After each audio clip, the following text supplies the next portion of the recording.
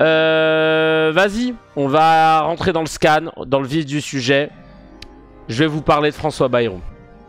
Et de la fascination française à culpabiliser les pauvres. Voilà. Ça me rend malade, je vous dis la vérité. Là, avant de commencer le live, j'étais tout seul à la maison. Je parlais tout seul, parce que ça m'arrive souvent dès que je peux parler tout seul. C'est comme ça que j'organise mes idées, je suis un peu fou. Et je me fais souvent des débats, tu sais, des trucs comme ça. En vrai, ça me permet de préparer mes punchlines quand je serai amené potentiellement à débattre. Même si elles sont jamais aussi fluides et limpides, évidemment, sinon ce serait trop facile. Mais néanmoins, ça me permet d'organiser ma pensée que de verbaliser. Et j'étais remonté. Et je me suis dit, bon, ça va être le sujet principal de l'émission. Mais j'étais remonté par tout ce que j'ai pu voir et entendre ces derniers jours depuis le dernier CKR. Où vraiment, je me suis dit, mais c'est scandaleux. Autant de mépris pour les classes populaires et les classes moyennes, pour les gens qui ont besoin d'aide, que ce soit pour des maladies longue durée, que ce soit pour la retraite, etc. De voir comment on pointe du doigt des problèmes qui n'en sont pas et qu'on décide ensuite de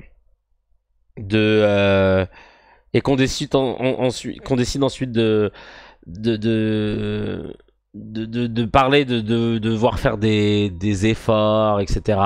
Sans jamais mentionner ceux qui ne lâchent pas d'oseille. Je vais faire un constat. Le premier constat, c'est d'abord de vous dire ce que, si vous n'êtes pas au courant, ce que Bayrou a demandé. Hein. Évidemment, ça n'a pas été voté, ça va être proposé cet automne.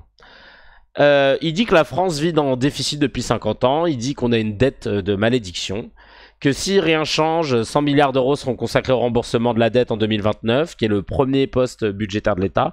Et donc, il vise un plan de 43,8 milliards d'euros d'économie dès 2026. L'objectif, c'est de ramener le déficit qui est de 5,4% du PIB à 2,8% du PIB en 2029. Tout le monde devrait y participer, mais sans baisser les salaires ou les pensions. Hein. Mais par contre, il va falloir faire quelques coupes, comme par exemple 3000 postes publics dès 2026, avec un non-remplacement d'un fonctionnaire sur 3.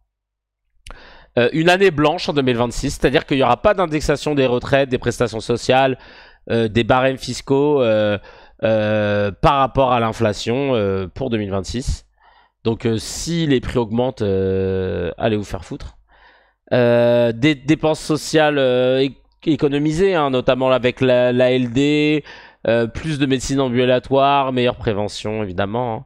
Lutter contre la fraude sociale et fiscale, les aides notamment, hein, les aides, hein, parce que c'est à cause des gens qui fraudent le RSA à 600 € qu'on est dans la merde, comme vous le savez tous. Hein.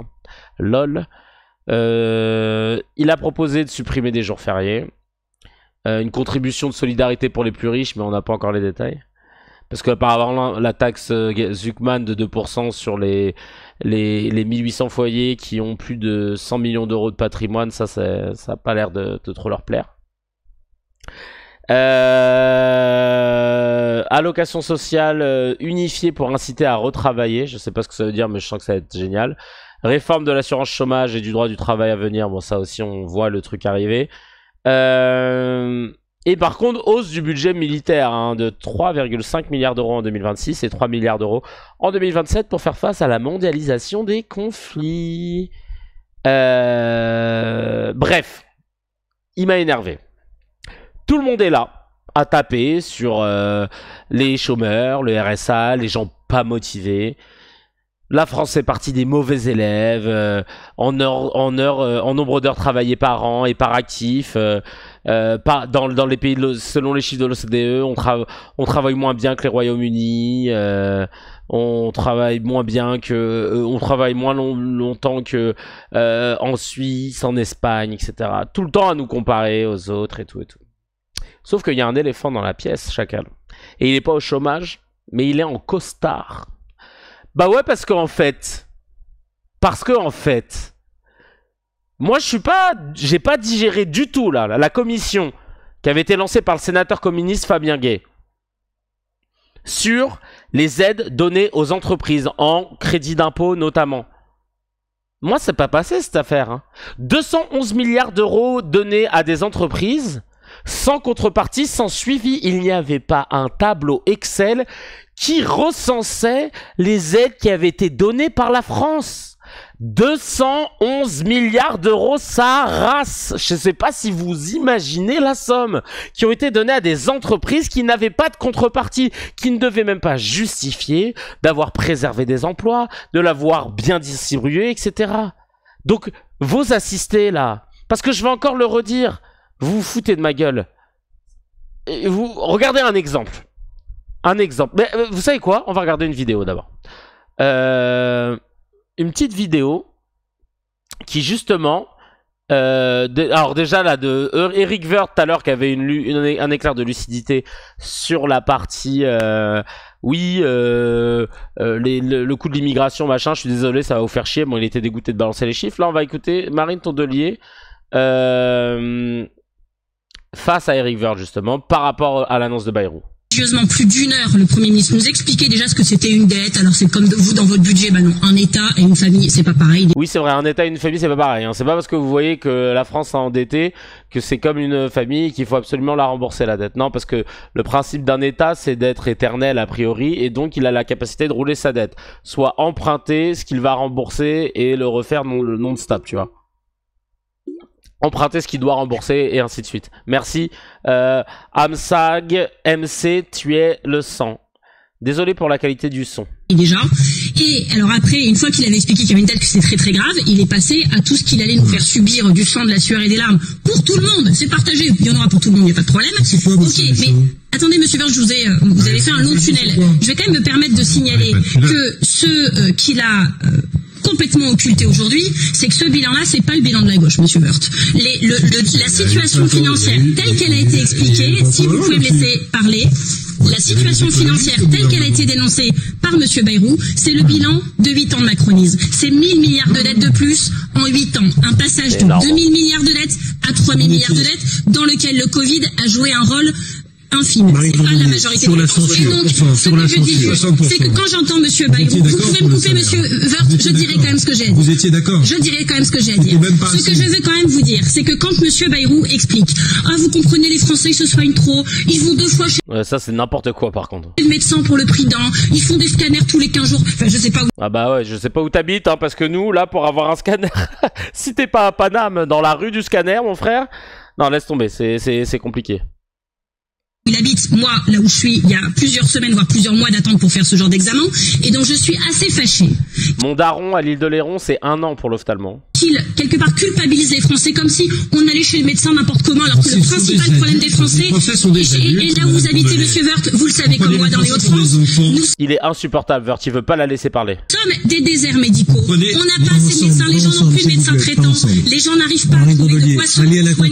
Et donc je trouve que c'est prendre les gens pour des Putain, Mazer, il dit j'ai attendu 4 ans pour faire un scan. Non, mais c'est dingue, tu vois, de balancer ça déjà.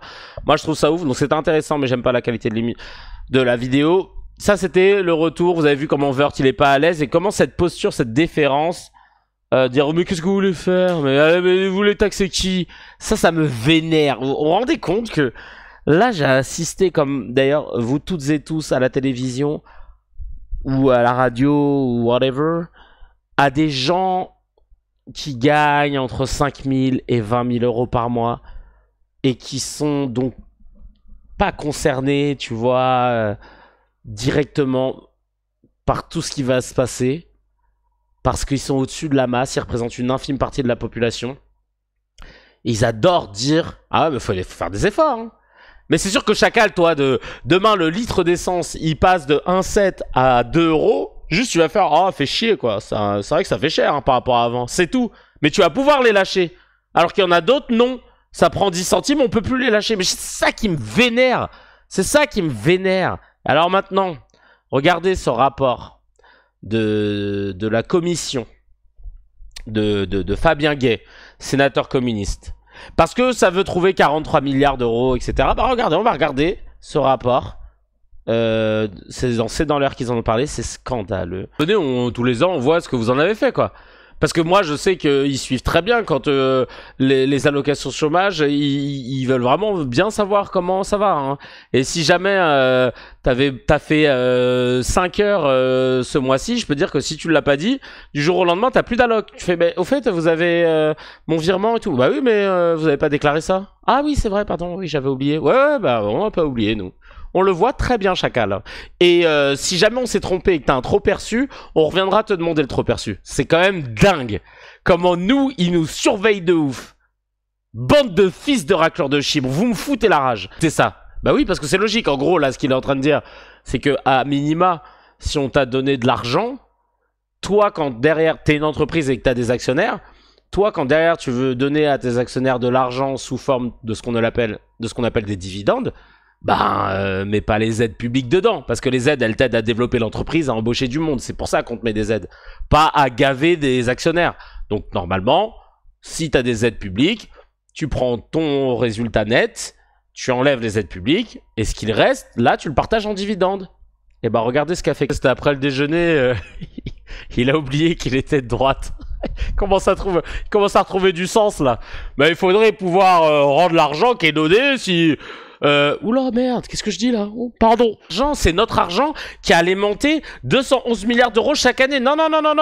Vous allez pas me dire oui, regarde Karim ou Aminata là, hein, elle a fait des gamins, elle a pris de la CAF. Oh, et l'autre là, hein, il prend son RSA et derrière il travaille au black. Non, lui il veut pas aller travailler. Non, allez vous faire enculer.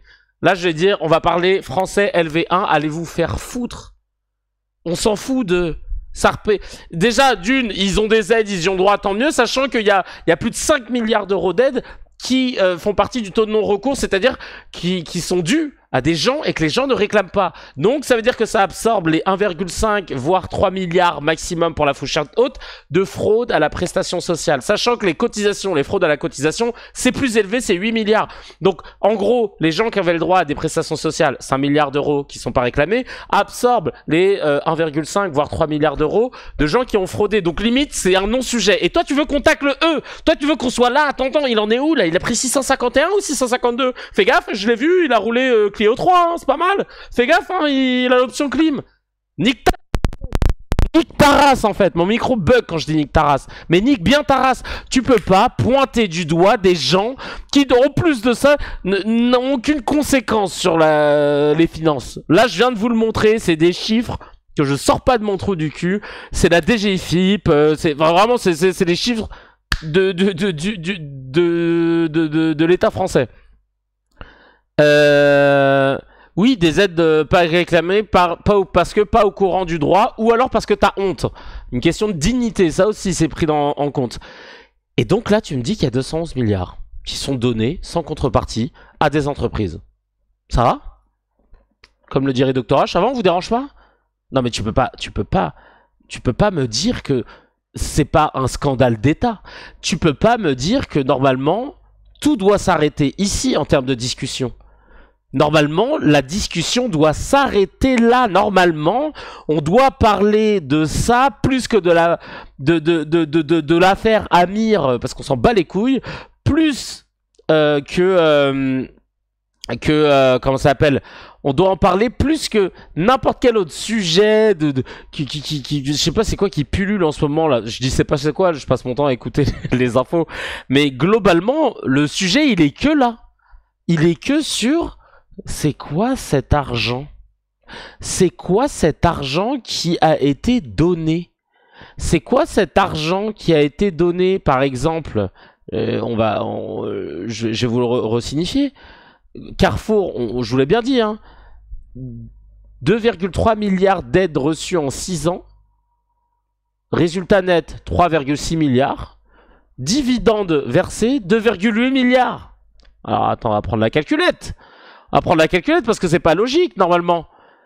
Si t'as fait 3,6 milliards et que t'as dedans 2,3 milliards d'aides, ça veut dire que normalement, tes dividendes versés, elles doivent être calculées sur les 1,3 milliards restants. Et là, t'en as le double. Vous vous foutez de ma gueule.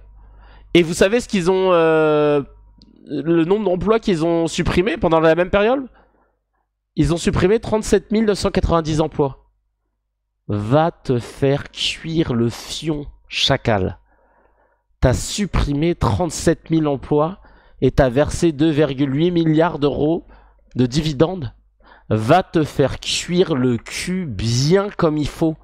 Genre al dente. Sanofi, c'est la même merde. Crédit d'impôt sur la recherche, 1,5 milliard d'euros. L'effectif, il est passé de 6 300 salariés à 3 800 salariés. Les dividendes, ça bouge up.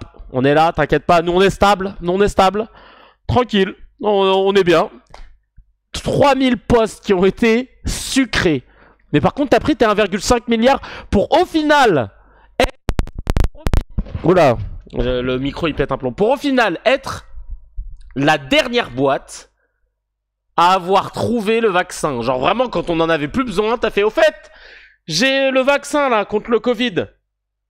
C'est bon, je l'ai trouvé. Bah ouais, mais cousin, on est en 2024. Oui, bah je l'ai trouvé. Hein. Donc, toi, est-ce que t'as trouvé un vaccin? Ah voilà, ferme-la, tu vois, parce que moi j'en ai un. Et ça vend Doliprane aussi. Bah oui, et puis oui, Doliprane, on va le faire aux States. Hein. Non, on le fait plus ici. Non, j'ai dû, parce que tu sais ça. Je suis à la gorge. Hein. Tu sais, le patron de Sanofi, je suis à la gorge, j'ai dû. Doliprane, j'ai dû délocaliser parce que là, j'ai plus d'oseille. Tu sais, dès que j'ai plus d'aide publique, moi, comment je fais? Non, mais. Non, mais vraiment. Et du coup, genre, il y en a plein qui continuent de dire oui, mais alors vous voulez faire quoi? Vous voulez taxer les riches, hein? Et il y a une étude de l'IFRAP. Hein. L'IFRAP, c'est des ultralibéraux, c'est pas Mélenchon TV. Hein. Sur les chiffres de la DGFiP, ils te disent bah il y a que 0,2% des ultra riches qui envisagent un départ fiscal. Et qu'est-ce qui se passerait si les ultra riches partaient? Parce que là, il faut taxer. Faut taxer les riches, c'est eux qui ont l'argent. Les grosses entreprises, elles les cumulent. Et selon Gabriel Zucman, économiste, professeur à Berkeley, CNRS, il a été primé, c'est le petit de Thomas Piketty. Il te dit, ah bah attendez, j'ai une vidéo pour ça. On va lui laisser s'exprimer là-dessus. Je suis énervé, les amis. Les grandes fortunes françaises ne payent quasiment pas d'impôt sur le revenu, à tel point que si elles partaient toutes demain s'installer aux îles Caïmans, oui, leur facture fiscale baisserait à peine. Les recettes fiscales de la France baissent. Vous vous rendez compte déjà que là, si les ultra riches partaient, ça changerait rien en fait. Hein. Pour eux, s'ils sont déjà en paradis fiscal. Serait à peine de l'ordre de 0,03% du PIB. Je vous ai niqué la meilleure partie. Écoutez, si les ultra riches décident de tout ce qui... Les 500 fortunes françaises les plus riches décident de partir aux îles Caïmans, les recettes fiscales de la France baisseraient de 0,03% du PIB. Allez vous faire foutre. Allez vous faire foutre, vraiment. Allez vous faire foutre. Vraiment. Oui. Leur facture fiscale baisserait à peine. Les recettes fiscales de la France baisserait à peine de l'ordre de 0,03% du PIB français. C'est pour ça qu'il faut venir mettre un plancher. Il faut dire, si vous êtes immensément riche, vous devez payer au moins chaque année un taux modeste, 2%. Aujourd'hui, tout prélèvement obligatoire confondu. Si on va au-delà de juste l'impôt sur le revenu, mais qu'on ajoute la TVA, l'impôt sur les sociétés, etc., les milliardaires français ont un taux de prélèvement obligatoire qui est 2 fois plus faible que celui de toutes les autres catégories sociales. Merci. Les classes moyennes, les classes populaires, les classes moyennes supérieures. On est avec les CSP+, hein, attention. C'est une rupture du principe fondamental d'égalité devant l'impôt qui est inscrit dans la Constitution. Donc ce qu'on demande simplement, c'est que ces 1800 plus grandes fortunes contribuent leur juste part d'impôt au même titre que le reste de la population. Et ça ferait combien entre 15 et 25 milliards? C'est pas très clair. Ça rapporterait environ 20 milliards d'euros parce que les fortunes en question sont considérables. Les 500 plus grandes fortunes du classement Challenge, elles possèdent 1200 milliards d'euros et leur taux d'imposition actuel, comme je le rappelais, est extrêmement faible. 20 milliards d'euros, il faut bien comprendre que 0,8% du PIB dans la situation budgétaire actuelle, où on a besoin de passer de 5-6% de déficit aujourd'hui à 3% à horizon 2029, ça va pas résoudre tous nos problèmes de finances publiques, mais ça nous permettrait quand même de faire un grand pas en avant. Voilà, donc maintenant, quand les gens vous parlent de ouais, faut faire des efforts, etc., que nenni. Et tu veux que je fasse un effort, tu sais quoi, on va tous rester chez nous pendant un jour ou deux. Et on va plus consommer. Tu vas voir les efforts qu'on va faire là. Tu vas voir en fait à quel point notre force, elle est ultra importante et qu'il faut pas la négliger. La force du peuple, de la majorité de cette classe moyenne, de cette classe populaire, de cette classe moyenne supérieure. Parce que comme le dit Hamza, hein, et ceux qui sont à 6 000 € par mois, croyez pas, vous êtes riches, hein. Non, non, t'inquiète pas. Là, nous, on parle de là-haut, en fait. On parle de là-haut, en fait. Et vous verrez, en fait, il y a un moment où va falloir arrêter de donner, tu vois. Va falloir arrêter de nous culpabiliser. Tout le temps. Parce que tu vas jamais chatouiller les pieds de ceux qui sont au-dessus. Bah oui, ils sont au-dessus de toi. Tu peux que chatouiller leurs pieds. Bah vas-y. Prends un ongle. Non, non, non. On sait jamais. Parce qu'après, une fois que je serai plus politique, faut bien que je trouve quand même un point de chute. Putain. Et les éditorialistes. Les éditorialistes. Les spécialistes de l'économie. Il y en a plein là. Hein, les Langlais, tout ça. Ils ont tous fait des putains d'études de lettres modernes. Ils ont fait des écoles de commerce. Il n'y en a aucun qui a un doctorat en économie. Ils ne sont pas économistes et pourtant, sur les synthés de présentation, certains sont présentés comme tels. Ils ont juste la capacité, non pas d'émettre des idées, mais de décrypter ce que les économistes ont produit pour pouvoir le vulgariser au plus grand nombre. Comme moi, ce que je fais, tu vois. Moi, je produis pas ce que je dis. Je me base sur des chercheurs. Pas sur des gens qui sortent des infos sorties tout droit de leur gros fiac. Et c'est ça aussi qui est dangereux. Comme Bruno jeudi, là, face à Emmanuel Bompard, on va regarder. Oui, allez-y, Bruno. Vous voulez taxer des gens des gens riches, des gens aisés, très aisés, oui, qui partiront. Mais non, mais les entreprises, quelle assurance vous avez que ces personnes-là vont rester? Je vais vous répondre. Oui, déjà, il y a les gens aisés qui partiront. Donc, on l'a encore dit, encore une fois, si les gens aisés partent, 0,03% du PIB qui chute. Donc, il n'y a rien. Et comme je vous l'ai donné, l'IFRA parle de 0,2% des ultra-riches qui partiraient si les impôts augmentent. Donc déjà, ferme ta gueule, en fait. Soit tu bosses, soit tu fermes ta gueule. Toi, ça se voit que t'es essayiste. Toi, t'essayes, mais tu fais rien. Donc ferme ta gueule, déjà. Jeudi, là, t'es un jour férié pour nous. La vie de ma mère, je suis énervé. Vous les aurez pas, vos 20 milliards. Attendez, vous les aurez pas. Monsieur Jeudi, le problème c'est que vous n'avez pas travaillé avant l'interview, ça c'est fatigant. Non, Manuel Bompard, bah c'est vrai, chacal. Parce que écoute ce qu'il va dire Bompard. Quand tu dis oui, mais si vous mettez... Parce que là, en fait, il parle sur la taxe Zuckman. Il dit oui, c'est... les ultra-riches, ils vont partir. Bah oui, mais la taxe Zuckman, qu'est-ce qu'elle proposait? Il est smart, Gabriel. Attention, hein. 2% c'est que dalle déjà. Ils auraient pu faire plus. Soit, ils voulaient pas faire de créer de tollé. Il propose une extraterritorialisation de cette taxe pendant 5 ans, alors qu'on pourrait même le faire comme les États-Unis pendant non-stop. Ce que je veux dire par là, pour celles et ceux qui n'ont pas capté, en gros, cette taxe-là, à partir du moment où tu es français et que tu es soumis à cette taxe, même si tu décides de bouger à l'île Maurice ou aux Galapagos, tu vas devoir quand même khalas pendant 5 ans parce que la taxe te suit. Elle te colle au cul, marquage Tar Joao Neves, dans la charnière centrale. C'est le mec qui... des vieilles analogies. Et donc tu peux pas partir en fait.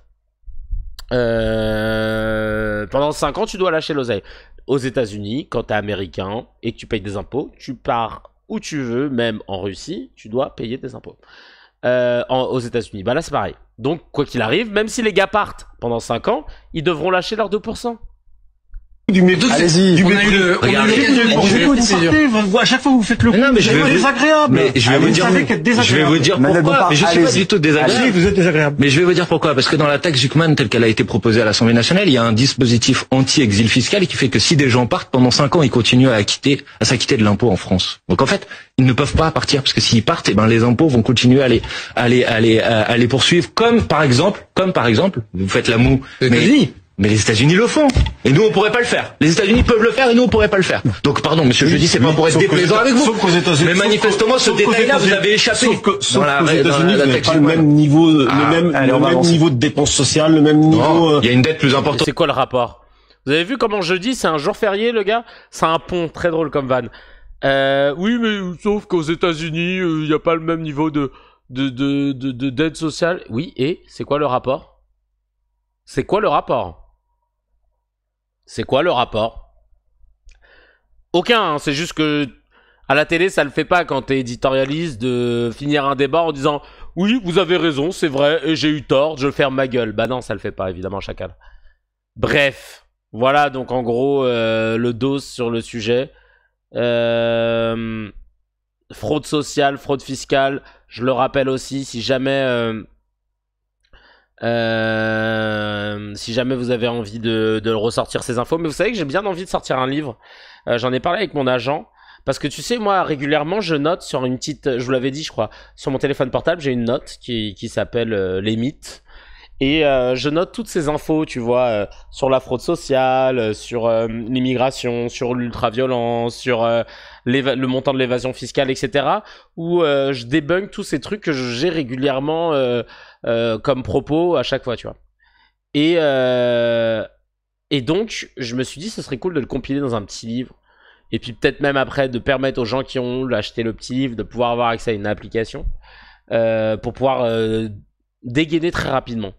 Dès qu'on te dit un truc, tu tapes un mot-clé, hop, t'as le mythe qui va avec, tu vois.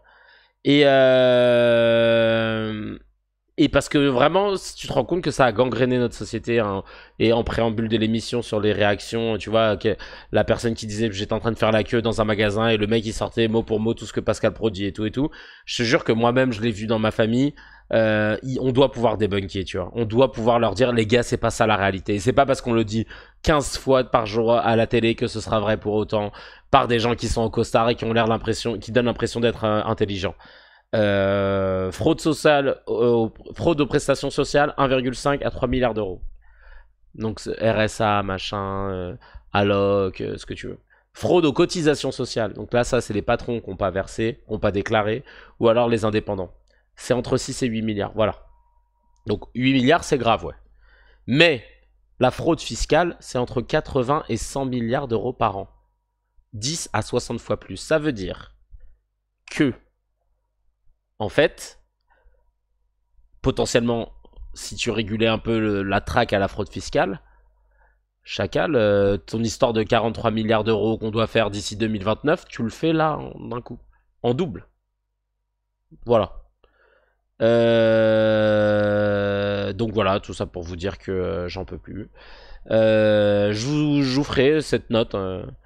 Bah justement cette note là, tu vois, j'aimerais bien en faire un truc. Je vais voir la meilleure parce que je suis en train de travailler cette note là. J'aimerais bosser avec Gabriel Zuckman. Je vais envoyer un message pour pouvoir travailler sur l'idée de sortir ce livre à 4 mains et pourquoi pas après une espèce de note, un système plus digital qui puisse nous permettre de pouvoir l'avoir tout le temps avec vous sur vos téléphones portables, etc.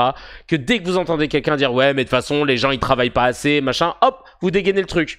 Je dis pas qu'il y aura réponse à tout, hein, mais c'est juste que sur certains mythes, tu vois, moi j'ai la note sous les yeux, elle va valoir de l'or plus tard, hein, peut-être, mais en gros j'ai des mythes sur quoi? Taxer les riches, ça les fait fuir, sur les pauvres qui fraudent, sur les chiffres du non-recours, et à chaque fois je mets les sources, hein. Et même parfois j'explique quelle est la source, parce que si je te dis c'est une source de la DREES, tu vas me dire DREES c'est quoi? Direction de la recherche, des études et de l'évaluation et des statistiques. Ah mais ça vient d'où? Est-ce que c'est étatique ou pas? Tu vois, ça c'est important aussi, tu vois. Qu'on puisse pas te cueillir sur ce genre de choses. J'ai des trucs sur la Marseillaise comme je vous l'ai dit par rapport aux patriotes, enfin que les sujets qui me touchent, tu vois.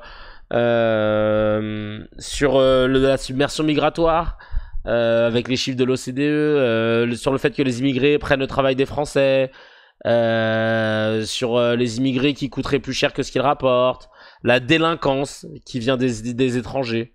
Bah c'est faux, 80-85% des délits sont commis par des nationaux. Sur l'entrisme dans le sport, j'ai mis les chiffres du rapport du ministère de l'Intérieur. 5% des mosquées problématiques, 0,25% des élèves dans des écoles fréristes, 0,04% des associations sportives fréristes et 0,02% d'associations rattachées à un mouvement frériste. Bon, conclusion, il n'y a rien. Ouais, les prestations imaginaires touchées par les immigrés, ça je vais le rajouter, je suis pas sûr que j'ai tout mis, mais par exemple le mythe de croire qu'un immigré quand il arrive, bim, il y a là les aides. Non, le RSA tu le chopes que si t'as 5 ans de carte de séjour. Ne serait-ce que ça, tu vois. Les mythes sur la dette aussi. La France est surendettée. Comment on va devenir la Grèce, etc. Non, en fait, rien à voir. Et d'ailleurs, il y a un truc, et je vais finir là-dessus, et on va passer au no comment. J'ai la chance d'avoir un super gars, vraiment très brillant, économiste, avec qui on converse régulièrement en off. Et qui, comme moi, vient du 20-1 et qui se reconnaîtra. Et en fait, il est brillant, tu vois, il est brillant. Et il m'expliquait, par exemple, pourquoi là, actuellement... ah bah attends, je crois que je l'ai noté. Hop, je crois que je l'ai noté. Je crois que je l'ai noté ou pas. Il m'expliquait par rapport à la dette, tu sais, on va devenir comme la Grèce, machin, et tout. En fait, non, on ne deviendra pas comme la Grèce déjà parce que les actifs français sont énormes.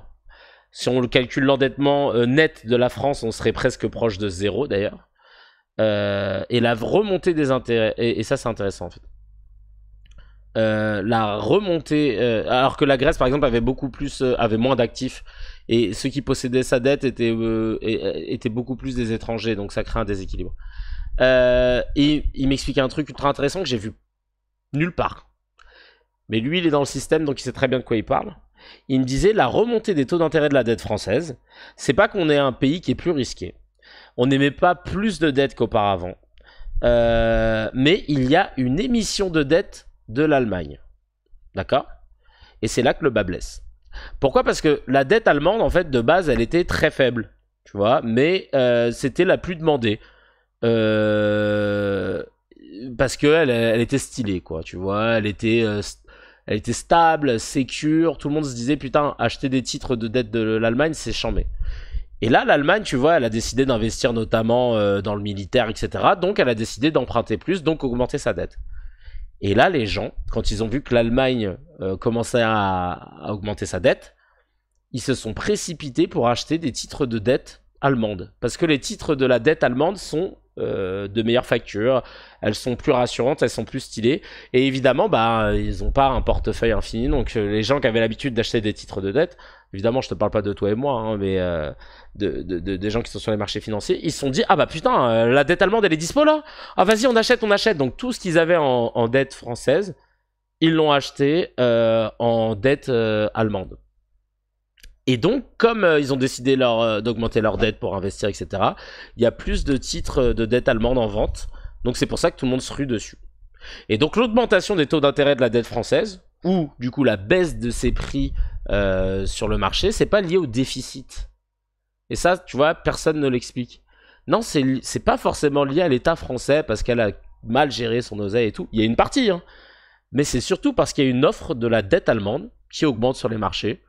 Et donc, du coup, ça baisse le titre de la dette française ou alors ça augmente son taux d'intérêt. Voilà. C'est nul, hein, comme explication. Hein. C'est vraiment de la pure spéculation. Vraiment, on a créé un marché boursier pour se mettre dedans. C'est ridicule. Hein. Moi, la bourse, j'ai jamais compris comment on a réussi à codifier de jouer au PMU. Mais genre juste avec des mots stylés pour que personne comprenne. Mais c'est la même chose. Et vous remarquerez, je conclurai ce passage, ce scan de Razi sur tous ces mythes autour de l'argent et de stigmatisation, que les plus gros assistés du monde, ce sont pas ceux qui fraudent le RSA, mais ce sont les patrons d'entreprise et les banques. Voilà. 211 milliards par an pour au final faire ce que tu veux, sans contrepartie. Je suis désolé, mais moi c'est de l'assistanat. Tout simplement. Pur et simple. Le plan de sauvetage pour les banques après la crise de 2008, c'était de combien ? Parce que ça aussi c'est génial. On est tout le temps en train de nous dire ouais, c'est pas à l'État, c'est pas à l'État d'assister, l'assistanat, machin. Hein. Mais il y a quand même, ne serait-ce qu'aux États-Unis, un plan de sauvetage. Merci Giflo Gang, ça fait plaisir. un plan de sauvetage de 700 milliards de prévus qui avait été prévu à l'origine. Ils en ont utilisé 426 milliards. Ça va. Mais l'Union européenne, par exemple, un truc de ouf, hein. Garantie sur les prêts interbancaires, 1200 milliards. Recapitalisation bancaire, 300 milliards. Rachat d'actifs toxiques, 100 milliards. Plan d'aide globale en France, banque plus financement de l'économie, 360 milliards d'euros annoncés. Donc 320 milliards sous forme de garantie, 40 milliards pour recapitaliser les banques. Alors certains prêts ont été remboursés avec intérêt, mais le symbole reste le même. Et il est intact. L'État a volé au secours des banques. Pas des gens. Les plus gros assistés, c'est ceux qui ont les plus gros portefeuilles. Chacal, si tu as kiffé l'épisode, appuie sur abonne-toi, mets un petit j'aime et clique sur la cloche, ça fait plaisir. Pour voir l'épisode en entier, c'est sur la chaîne CKR Replay que ça se passe. Il y a le lien dans la description et évidemment, l'épisode en entier est disponible sur toutes les plateformes de podcast, Spotify, Apple, Deezer.